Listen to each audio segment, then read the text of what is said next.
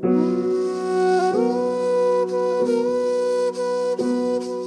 এবারই বক্তব্য দেওয়ার জন্য মঞ্চে আহ্বান জানাচ্ছি বাহাসের সম্পাদক জুবাইরুল হাসান আরিফকে।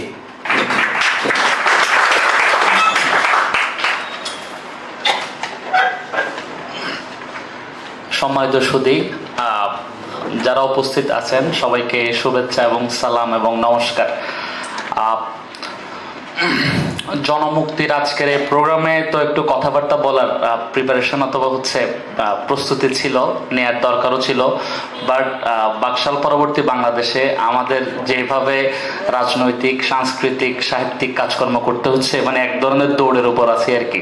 তো ফলে ওই ধরনের প্রিপারেশন যদি নিয়েও আর কি আমাদের তো অনেক বক্তা, ফলে অনেক কথাবার্তা বলারও সুযোগ নাই। আমি দুই একটা কথাবার্তা বইলাই আমার কথাবার্তা আমি শেষ করবো আর কি। সর্বপ্রথম যে কথাটা দিয়ে আমি শুরু করতে চাই সেটা হচ্ছে, আপনারা গত পরশুদিন নাহিদ ইসলামের বক্তব্য যারা শুনছেন, নাহিদ একটা কথা বলছে, সেটা হচ্ছে 5 তারিখ যদি হাসিনা ফল ডাউন না করতো অথবা পালাই না যাইতো, সেক্ষেত্রে বাংলাদেশে তারা অথবা আমরা সবাই একটা ভিডিও বার্তা করে রাখছিল সে, যে জনগণ যাতে সশস্ত্র সংগ্রামে অংশগ্রহণ করে। আপনারা জানেন যারা আওয়ামী লীগের এই বাকশালী রেজিমের বিরুদ্ধে দীর্ঘদিন ধরে যুদ্ধ করতেছিল নানান ফরম্যাটে, তাদের ভিতর একটা কমন ব্যাপার ছিল বিএনপিকে ডিফেন্ড করার। বিএনপির যেহেতু এখানে কথাবার্তা আসছে, সেটা হচ্ছে বিএনপি তো সিভিল ওয়ার চায় না, যেহেতু সিভিল ওয়ার চায় না সেহেতু সে আওয়ামী লীগকে দমাইতে পারতেছে না। আর আওয়ামী লীগের যে ন্যারেটিভ, যেটা ওভারঅল বাংলাদেশে সবচাইতে ডমিনেন্ট ন্যারেটিভ ছিল আগে, ওইটার বদলতে সে মুক্তিযুদ্ধের পুরো ব্যাপারটা যেহেতু হাইজ্যাক করছিল, ফলে সিভিল ওয়ারের রিস্কও সে নিতে পারতেছিল। এই ধরনের একটা আন্ডারস্ট্যান্ডিং আমাদের ভিতর ছিল আর কি, এবং ওইটার সর্বোচ্চ সুযোগও আওয়ামী লীগ নেয়। যার কারণে আমরা দেখি আমাদের ভিতর সবচেয়ে ব্রিলিয়ান্ট সমন্বয়করাও এই ব্যাপারগুলো মাথায় রাখছিলেন, এবং ওই ব্যাপারগুলোর সাথে তো আমাদের পরিচয় হচ্ছিল, আমাদের জানাশোনা হচ্ছিল, সমন্বয়কদের সাথে আমাদের যোগাযোগ ছিল তখন। তো ওইটার একটা অংশ হিসেবে আমরাও চট্টগ্রামে এই ধরনের কিছু প্ল্যান প্রোগ্রাম নিয়েছিলাম। আমরাও স্টুডেন্টস অ্যালায়েন্স ফর ডেমোক্রেসি ইত্যাদি ইত্যাদি নামে আমাদের মতো আমাদের একটা ডিসেন্ট্রালাইজড একটা ব্যাপার স্যাপার আমাদের ভিতর ছিল। তো এই কথা বলার মধ্যে যে আমি যেটা বলতে চাই, হোয়াট ইফ ধরেন শেখ হাসিনা পালাই নাই, আর্মি আমাদের পক্ষে আসে নাই, বাংলাদেশে কি করতে পারতো? আমার মনে হয় এই প্রশ্নটার সামনে রাখা জনমুক্তি যদি ওই ধরনের সাংস্কৃতিক প্রিপারেশনটা রাখতে পারে, আমরা বিশ্বাস করতে পারি না, আমরা তো ভবিষ্যৎ জানি না, আমরা তো খোদা না। ফলে জনমুক্তি অথবা যারা যারা গণতান্ত্রিক বাংলাদেশ এর লক্ষ্যে কাজ করে যাচ্ছে, তারা যদি বাংলাদেশের কোনো দলকে ফেসিস্ট হওয়ার সুযোগ না দেয়, বাকশালী হওয়ার সুযোগ না দেয়, মুজিববাদী হওয়ার সুযোগ না দেয়, কি ধরনের সাংস্কৃতিক প্রিপারেশন লাগবে? জনমুক্তি যেহেতু নিজেদেরকে সাংস্কৃতিক দল অথবা সংগঠন হিসেবে নিজেদের দাবি করছে, এই জিনিসটাকে, সিঙ্গেল জিনিসটাকে আউট করে যদি কাজকর্ম করতে পারে, আমার মনে হয় এটা বাংলাদেশের জন্য শুধু না, সাউথ এশিয়ার জন্য, এমনকি পুরো পৃথিবীর জন্য একটা সিগনেচার কাজ হইতে পারবে। এক। দ্বিতীয়ত ব্যাপার হচ্ছে, জনমুক্তি তার লক্ষ্যে বলছে 9 নম্বর লক্ষ্য, কিভাবে একটি ভাষায় দরদ আনা যায়, প্রতিপক্ষের সাথে আলোচনার সংস্কৃতিতে ঘৃণার জায়গায় দরদকে রিপ্লেস করে ভিন্নমত হজমের সংস্কৃতি চালু করা যায়, এই নিয়ে ব্যবহারিক রিসার্চ চালিয়ে যাওয়া। তো আমরা তো আপনারা জানেন বাহাসের একটা সংখ্যা বের করতেছি, লাল জুলাই সংখ্যা। ওইখানে আমি একটা লেখা লিখতেছিলাম, লেখাটা হচ্ছে এরকম যে আমরা কি লিঙ্গুইস্টিক কোনো রেভলিউশন করে ফেলছি কিনা। আমরা তো বেসিক্যালি করছি গণ অভ্যুত্থান। রেভলিউশন বলতে যে জিনিস বোঝায়, ফ্রেঞ্চ রেভলিউশন অথবা ইরানিয়ান রেভলিউশন এর আইডিয়া দিয়া, আমরা তো ওই ধরনের করি নাই, বরং আমরা করছি হচ্ছে আমেরিকান মাপের যে সিভিল ওয়ারের যে রেভলিউশন আমেরিকায় হয়, আমেরিকায় ডেমোক্রেসির যে সূচনা হয়, ওই ধরনের কাইন্ড অফ, বাট আমাদেরটা আমাদের ফ্লেভারের আর কি। তো ওইখানে আপনারা যদি খেয়াল করেন, যারা ফেসবুকে অ্যাক্টিভ ছিলেন তারা দেখবেন হচ্ছে আগস্টের 1 তারিখকে আমরা বললাম 32 জুলাই। ঠিক আছে, আমার একটা অ্যাজাম্পশন হচ্ছে আমরা ভাষার ভিতর দিয়া লিঙ্গুইস্টিক্স এমন একটা অ্যাপ্রোচ ঢুকাই দিয়েছিলাম, এই আন্দোলনটা সফল না হয়ে উপায় ছিল না। আসলে এই আন্দোলনটা 34 জুলাই যদি নাও হইতো, কোনো 100তম জুলাইও হলো এই আন্দোলনটা সফল হতো। ঠিক আছে? তো আমার একটা অ্যাজাম্পশন হচ্ছে লিঙ্গুইস্টিক্যালি এই ধরনের ব্যাপার স্যাপারগুলো পৃথিবীতে আর ঘটছে কিনা, যে আমরা ভাষার গতিতে মানে গতিকে সরাসরি প্রভাবিত করছি। আমরা সরাসরি এমন একটা এজেন্ডা সেট করছি যে জুলাই যতদিন শেষ হচ্ছে না ততদিন আমাদের সংগ্রাম চালিয়ে যাবে, এবং এটার জন্য আমরা আমাদের যেটা ব্যাপার, আমরা আমাদের পক্ষ থেকে যেটাকে আওয়ামী লীগ প্রপাগান্ডা করছে, আমাদের যেটা ইডিওলজি, আমাদের যেটা কমন প্ল্যাটফর্মে আসার ব্যাপার, এই জিনিসটা আমরা এমনভাবে এস্টাবলিশ করছিলাম যে 36 জুলাই কাজটা হয়ে যায়। যেভাবে জনমুক্তি কাজ করতেছে হচ্ছে ভাষায় দরদ কিভাবে আনা যায়। আমি বলবো আপনারা যদি ওই সময় ফেসবুকে সক্রিয় থাকেন, আপনারা দেখবেন ফেসবুকে নানান জনে নানান ধরনের কথাবার্তা বললেও একটা বিষয়ে সবাই একমত ছিল, এই সরকারের কোনো না কোনোভাবে পালাইতে হতো। আমি আমার পার্সোনাল অভিজ্ঞতা শেয়ার করি।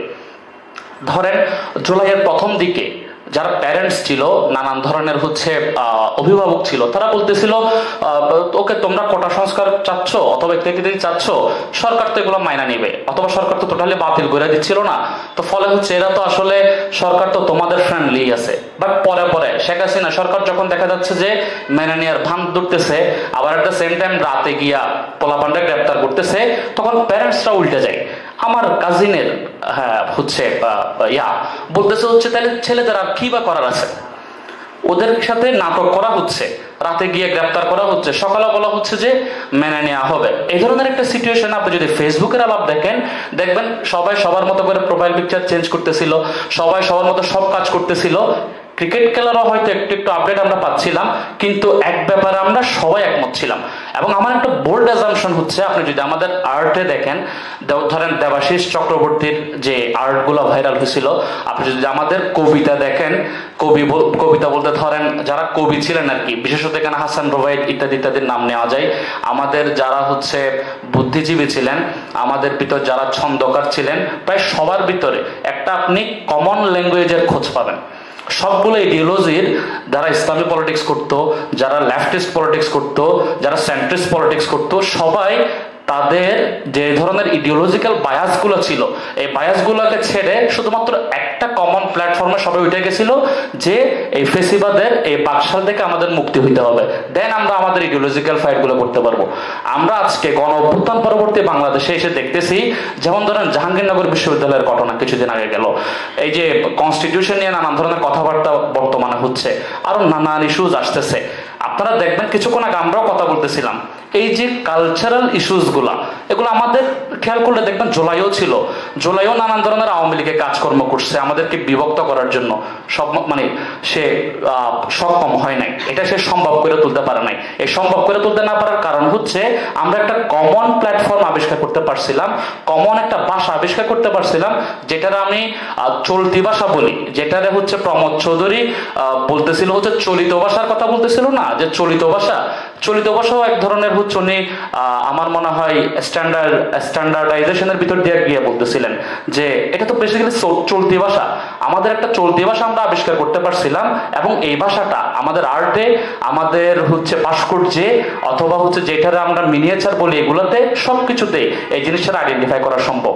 এই ভাষাটাকে যদি আমরা সংরক্ষণ করতে পারি, আমাদের কালচারাল ফাইটগুলোকে যদি আমরা মিনিমাইজ করতে পারি, আমাদের ডেমোক্রেটিক এসেন্সগুলোর যদি আমরা আরেকটু সামনে আনতে পারি, এবং আমাদের ভিতর যে ধরনের বোঝাপড়াগুলো আছে, আজকেই কিছু করে ফেলার ভাষণ আছে, অথবা আমাদের যে ট্রিগার্ড হওয়ার ব্যাপার আছে সোশ্যাল মিডিয়া নিয়ে, ওই জিনিসটা যদি আমরা ওই কমন প্ল্যাটফর্মের আন্ডারে সিস্টেম করতে পারি, আমার মনে হয় বাংলাদেশকে একটা গণতান্ত্রিক রাষ্ট্র শুধুমাত্র সাউথ এশিয়ায় না, পৃথিবীতে উপহার দেওয়া সম্ভব।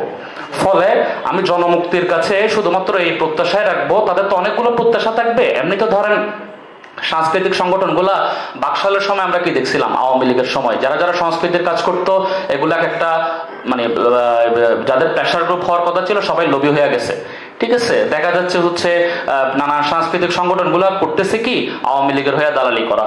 ঠিক আছে, তারা নানান ধরনের বাম ফ্রন্টে কাজ করতেছে, তাদের একটাই কাজ আওয়ামী লীগের হয়ে ফ্রক্সি যুদ্ধ করা। ফ্রক্সি যুদ্ধ তো আপনারা ভালো চিনবেন, এখন মিডল ইস্টে চলে।